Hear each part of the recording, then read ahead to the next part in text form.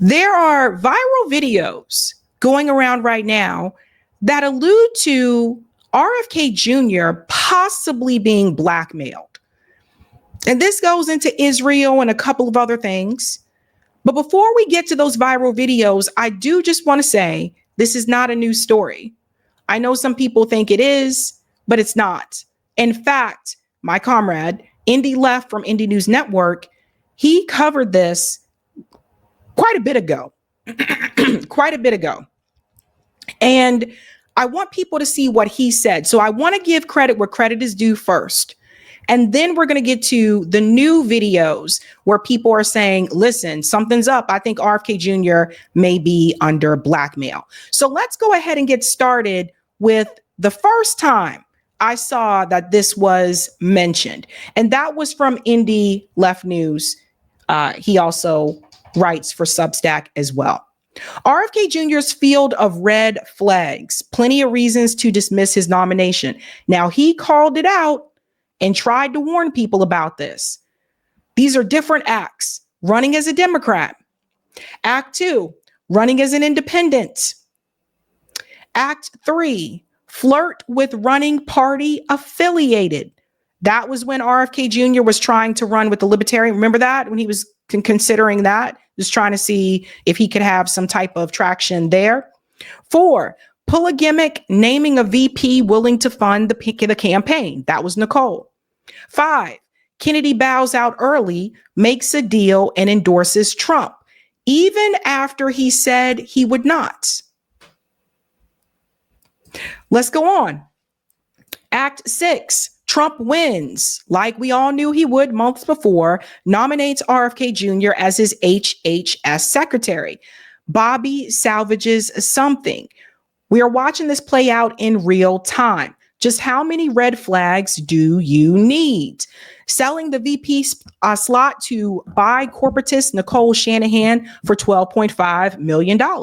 Again, this was a big sign, right? She was a former DNC bundler. She was married to, of course, Sergey Brin, owner of Google or co-owner of Google, with 9 figures in the bank and an agenda. So think about that. She outbid Aaron Rodgers and Jesse Ventura. Let's go on. 2, immigration and southern border chud pandering. Saw that RFK Jr.'s town hall and he supports sealing the U.S. southern border and fixing parts of the border wall. He didn't even mention how U.S. foreign policy in Mexico, Central and South America creates refugees seeking asylum in the U.S. Hard pass. So he didn't make that connection to foreign policy, right? That was another sign that people really needed to pay attention to. Here was another one. Said he wouldn't join the Trump ticket. Technically, no, but is joining the Trump administration as HH secretary. So Indy made all these receipts. This was when he tweeted, just to quell any speculation, under no circumstances will I join the Donald Trump on an electoral ticket. Our positions on certain fundamental issues, our approaches to governance, and our philosophies of leadership could not be further apart. But he had no problem joining his administration. Right? So there's a number of things that Indy warned people about. This is a big one. 2 Epstein flights. He lied to Whitney Webb and said there was one. Questionable friendships with notorious alleged murderers O.J. Simpson and, of course, Bill Cosby. Now, many people were friends with those celebrities prior to all these things that happened. But the Epstein flight thing is the big one. And that's the one I think that more people I wished would have brought attention to at that point in time. Yeah, he did. When he interviewed with Whitney Webb, he told her there was one flight.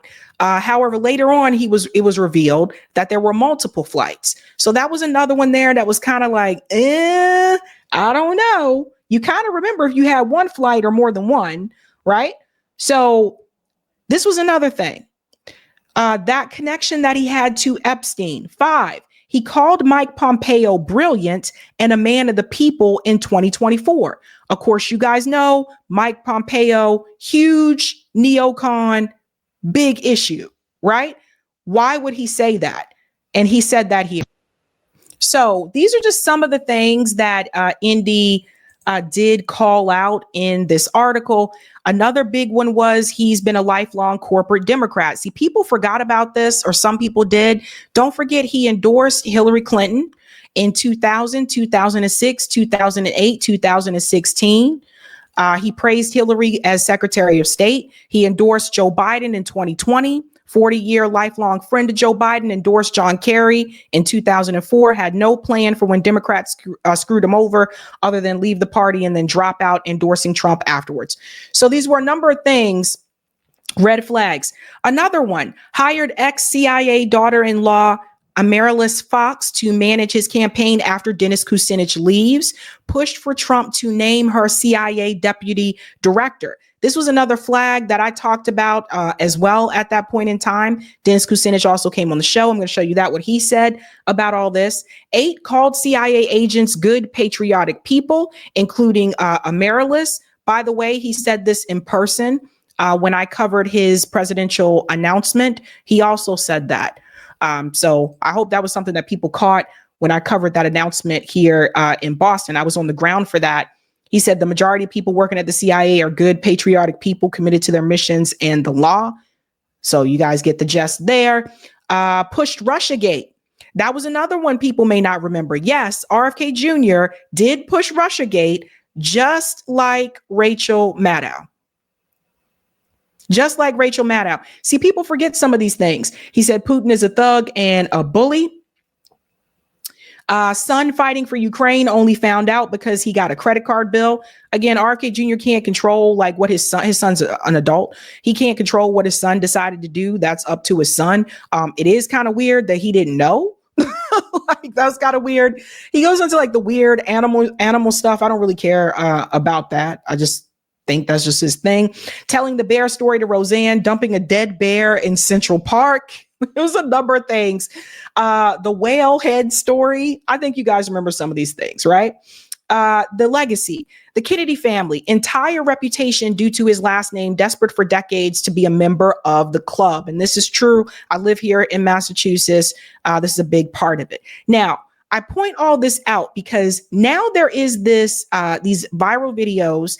Candace Owens has been diving into this pretty deeply. I have 2 of them that I want to go through with you, that she feels that RFK Jr. is being blackmailed. So again, I just want to reiterate to people, this is not a new story. Indie News covered that quite some time ago. But now more people are hearing about it because Candace Owens is diving into it and she has a larger platform. So that's important for people to know. Now we're going to dive into some of the things that she said, and I'm going to show you what Dennis Kucinich said when he came onto the show. And I want you to put 2 and 2 together and you let me know if you believe that he's being blackmailed. Here's the first clip we're going to dive into. Listen to this about him and Rabbi Shmuley. But I have never been under any illusions that RFK Jr. was not in some capacity being controlled. That has never, as soon as I saw him with Rabbi Shmuley and he couldn't explain why that was, and as soon as I was watching his interviews with Dave Smith and he couldn't explain why he couldn't lodge even one critique of Israel, I got very suspicious. Without getting into the gossip elements of what I have learned, what I would kind of instead do is rely on the obvious understanding that he still appears to have issues with impulse control. I think that's a fair assessment, right? That is best evidenced by the fact that despite running for president of the United States and knowing that he would be under intense scrutiny, that all eyes would be on him, he still engaged in a rather high-risk behavior when he decided to start a sexting relationship with a mainstream media journalist, Olivia Nuzzi, who was adversarial to him. Okay. So this young woman here, and I talked about this when this was announced. I think it was probably last year. I forget. We've been covering this for so long. I feel like that it was outed. She is a journalist, and apparently that there was some type of relationship going on between her and RFK Jr. While he was running his campaign, allegedly. And that comes from her. That comes from Olivia, which is really interesting considering that RFK Jr. has been very open about the fact that, yes, he's had this problem in the past of being a womanizer and cheating on his spouse. And he said that that was something that was in the past. Well, then this Olivia person pops up out of nowhere. And then all of a sudden she says, I'm having a relationship with him too. Like, I know he's married, but I also have a relationship with him. He's not telling you guys the full story. So now people are kind of scratching their heads at that time and are kind of like, whoa, did he really change his stripes or what? Let's go on a little bit more here. That right there, forgetting who said what, that right there tells you that he is not fully able to control himself. And people who cannot control themselves will find themselves being controlled. Without getting into further details at this moment about what I know and what I have been told, I can tell you that one name that kept coming up is Amaryllis Fox. Now, I've never heard of Amaryllis Fox. I'll tell you a little bit about her. She's actually quite extraordinary what she's accomplished in her life. She's a former CIA officer, born Amaryllis Thornburg. She attracted the CIA's attention when she was really young, while she was pursuing her master's degree. When, after the September 11th attacks, she created an algorithm to identify local terrorist safe havens. And I'm just going to read you a couple of more high points from her teenage years, okay? Let me pause here for a second. Now, remember, many of you remember when I was covering RFK's campaign. And I know you guys were, at one point, people were like, stop coming after RFK. I don't think anybody was harsher towards RFK than I was. But that being said, this one was a big red flag for me. I said, guys, he says he's going to fight against the deep state and go against like the CIA and take these agencies down, which I never really did believe. I said, don't you guys think it's a little bit strange that after Dennis Kucinich stepped down as his advisor to his campaign, that he decides to hire someone who was a former CIA agent? I mean, that was a big one for me to call out. And I think sometimes some people just didn't want to see it. They didn't want to admit it. And I'm like, nah, like, don't you guys think this is weird? Like, it's a little bit odd, bud. At the age of 18, this is from Wikipedia. In 1999, at the age of 18, she secretly recorded an interview for the BBC with the Burmese leader, Aung San Suu, then under house arrest.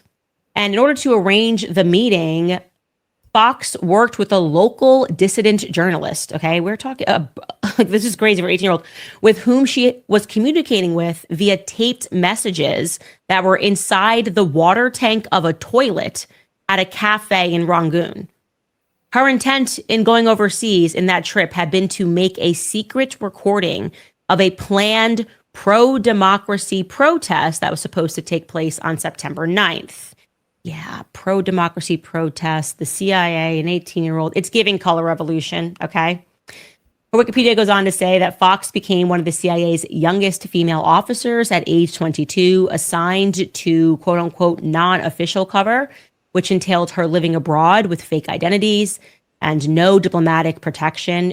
She has said she assumed the cover of an art dealer and focused on preventing terror organizations from acquiring, you guessed it, weapons of mass destruction. Every time, weapons of mass destruction.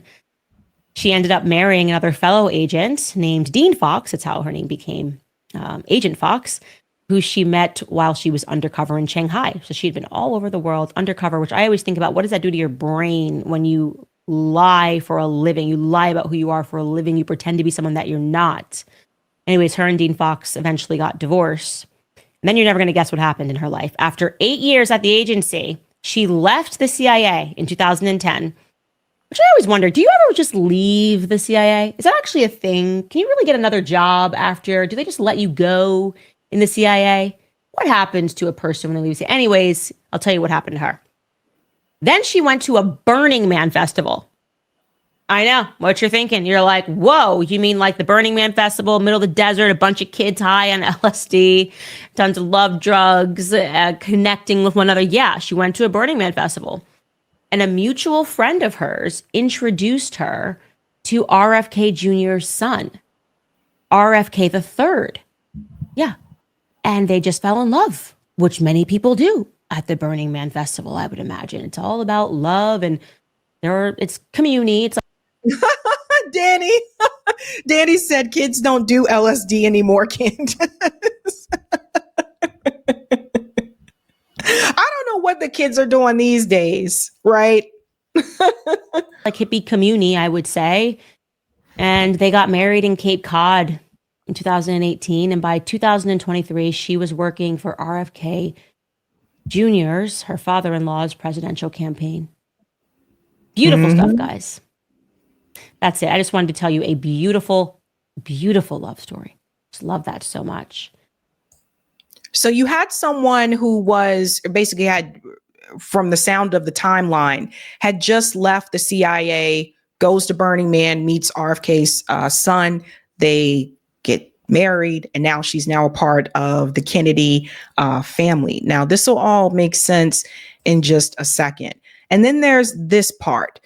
Candace Owens believes that RFK is being blackmailed sexually, that it's sexual blackmail that's against RFK. Now, my whole thing is this, like, I feel like RFK is a grown ass man, like a whole grown ass man. And I feel like RFK, a lot of these things, RFK had made these decisions on his own, regardless if there was blackmail or not. And you'll see what I mean when you get to the Dennis Kucinich part, when you hear what he says. Some people have been wondering this when it comes to Israel, like why RFK Jr. has such strong, support and diehard, like, fight for Israel, even during like a genocide. Some have been asking that question, like, you say you care about children. Why don't you say anything about those children that are dying in Gaza, right? And that's where some other people were saying at that point in time, like, yo, is this dude, they got something on this dude? Like, what is really going on? But I think when you hear Dennis Kucinich, you might feel a little bit differently about that when it comes to Israel. But she believes that there is sexual blackmail against RFK Jr. Listen to this. Assassination hit squad. Who is this human being? Who is Olivia Nuzzi? Why is she calling shots, clean shots, on people like Candace Owens and directing and being some ghost hand behind the scenes? And it's not, once you understand who Olivia Nuzzi is, shocking that she would go after Tucker Carlson. What's rather shocking is that Jessica Reed Krause is bragging about how close she is to Donald Trump while having a person who is taking shots at real conservatives in this country. So I'm going to tell you about Olivia Nuzzi.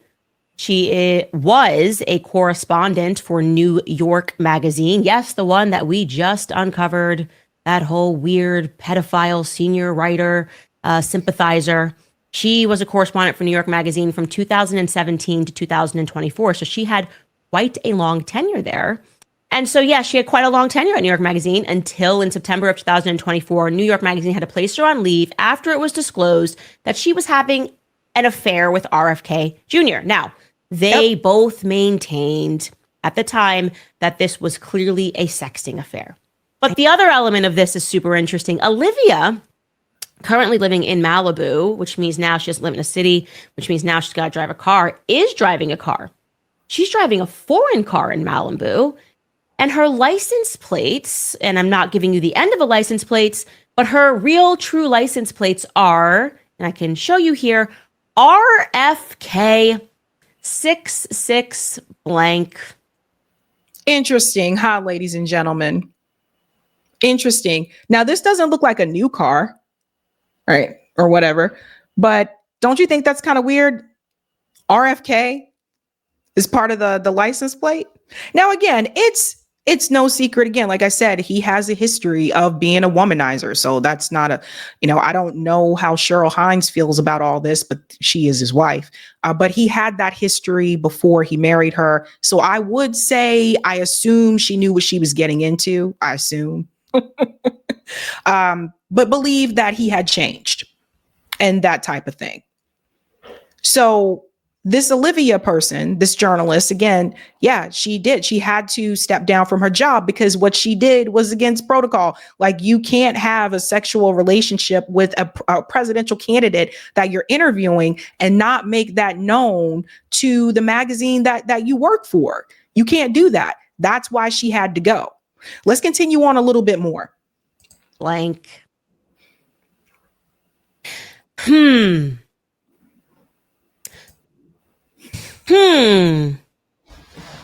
That is some coincidence. I gotta tell you, okay? Like, I gotta tell you, it's a weird thing. Like, it's not every day that your license plates reflect the sexting scandal that you just had, okay? It's not every day. Who purchased this foreign car? Who got this car to Malibu? Okay, it's a British car. And your license plates are RFK and some numbers.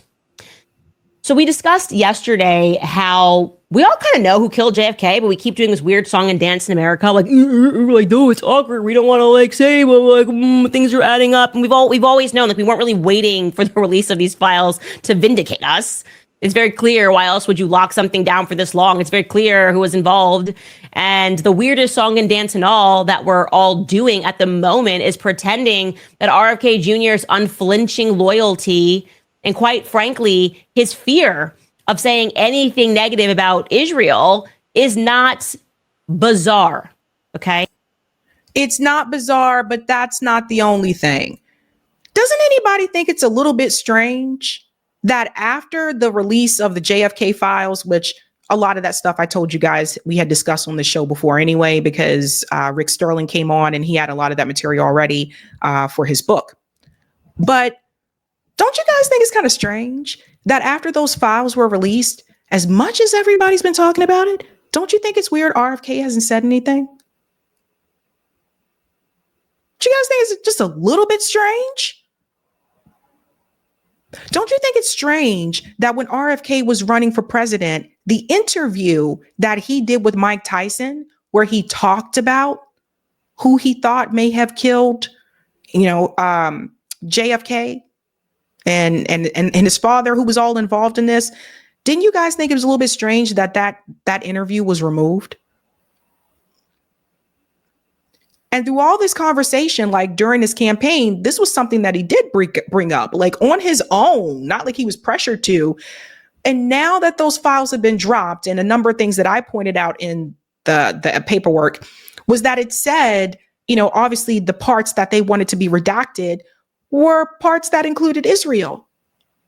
And now nothing. Now RFK's not saying anything. So to me, that was strange. I thought that was odd. I'm like, really? You ain't gonna say nothing? Rome's in the house, says RFK Jr. been a Zionist. He doesn't need to be blackmailed just like most politicians. He's an Israel supporter. We're gonna get into that. We'll get into it. We're going a little bit more here with Candace, and then I'm going to show you guys. I'm going to pull up Dave Smith here. Dave Smith has been just an incredible powerhouse. He was majorly supportive of RFK Jr. as a candidate, saying essentially, because he's moderate, like, I like him because he doesn't like war. Like, he is a libertarian, and he has been a leader in the libertarian movement for quite some time, Dave Smith. And he got behind RFK until he didn't. He felt like it was very weird that RFK had just this blind spot for Israel. It was weird to him. And he calls him out. He called him out right to his face. Skylar, let's pull that up. Dave Smith just calling out RFK Jr. for this like remarkable hypocrisy while pretending to be anti-war, but also simultaneously like unwilling to say anything about the state of Israel.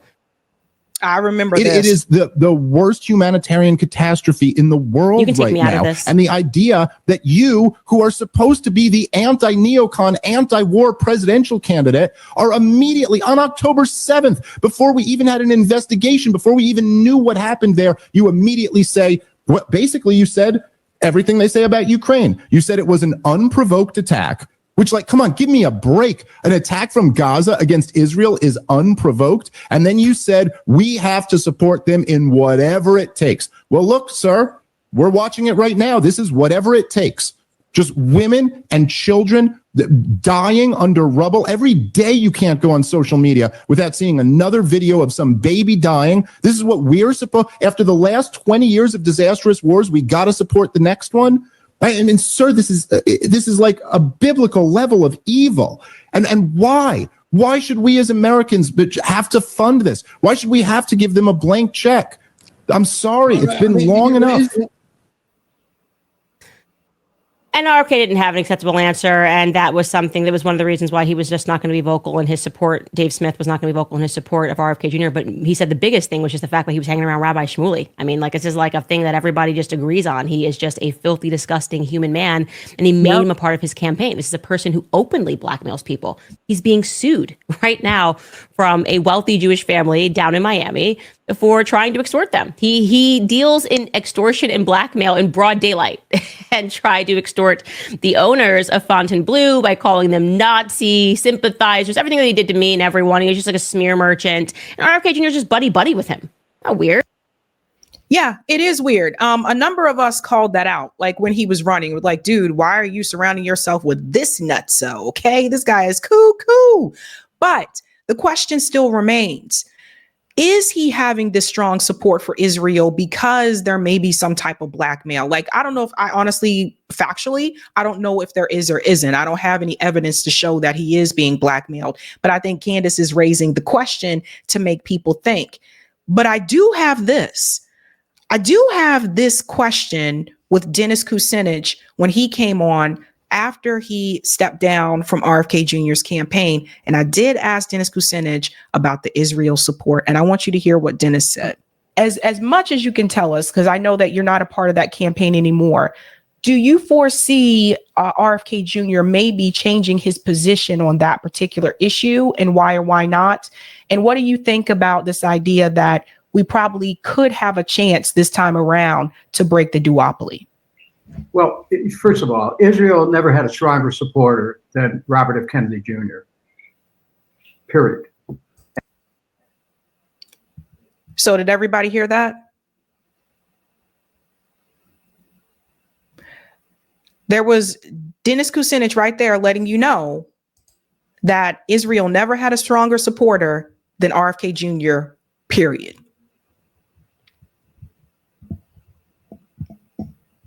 That's prior to October 7th. So it wasn't like, oh, I'm going to support Israel after October 7th. Like, Dennis Kucinich made it very clear to me that RFK was always a strong supporter of Israel. So that wasn't new.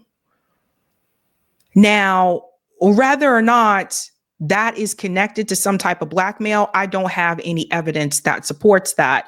But the evidence that I do have is what Dennis Kucinich said. Like, that's been apparently a lifestyle thing for RFK Jr. And I don't know if the rest of the Kennedys feel this way, but I don't know. But I do know this. We go back to this clip here.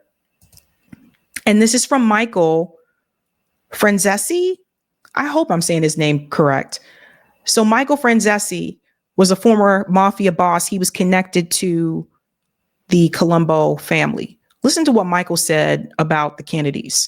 I don't believe R.F. Kennedy Jr. is lying. I think this is what he was told and this is what he believed. But I can tell you emphatically that Joe Kennedy was a bootlegger. He was involved with the mafia. He was tied up with Frank Costello. As a matter of fact, there was a point in time when Frank Costello wanted to kill him. I heard it from different sources at different times. They weren't together. I had discussions with my father about it, who was around and was in the know. He was the underboss of the Colombo family at that time. He had no reason to make it up. My dad wasn't personally involved in this, but sure, he knew about it. Everything in the world is corrupt. Every agency on the face of the earth. The most corrupt agencies, institutions in the world are governments. Going back to the days prior to the Roman Empire, they're always corrupt. They're always in need of reform. They're the biggest agencies around, and there's corruption in all of them. We're seeing it now. The fraud, the abuse, we're seeing it. We've witnessed it. We know it. So why is it so far-fetched to believe that a government agency like the CIA, who hated these people, wouldn't be involved in the assassination? So this is something that I want you to take home. When you get a chance, watch that full video, because I did see the full thing. I think it's pretty deep. I would love to have a conversation with him. I should probably learn how to pronounce his last name first. I think someone just told me in the chat. Yes. Franchise. Thank you. Thank you, Danny. But look, people need to understand that the Kennedys are powerful people. The bootlegging and all that connection, like, that's true. That's not false. So people do have to remember that Joe Kennedy, yes, he did have those connections. He did have those ties to the mob industry. So people have to understand once again. So if you know that they're powerful people, if you know that they're well connected like that, surely there would be some type of way that if RFK Jr. found himself in a tight pickle, that he would be able, or the family would be able to leverage the resources that they have and the people that they've met along the way to get him out of it. Unless they just didn't want to get him out of it. So I don't have proof that RFK Jr. is being blackmailed. But what I do have is the history of the Kennedy family and the connections that they had. And you can't erase that. I mean, you can't just sit up here and say, no, they never had any connections to the mob. No, they did. They really did. If you watch the full video, he goes into detail about how they even helped JFK in Chicago. It's all corrupt. It's all corrupt. There's so much corruption. I keep telling you guys, there's no heroes. This is part of the reason why a lot of these people are so crooked and so corrupt. So they are powerful people and they have powerful ties. So that's the question that I ask. If there is some type of blackmail going on, one would assume that the Kennedy family would have the resources and the connections to get him out of it. The question is, would they want to? Hey guys, this was a Sabby clip. If you like what you saw, hit that like button and subscribe.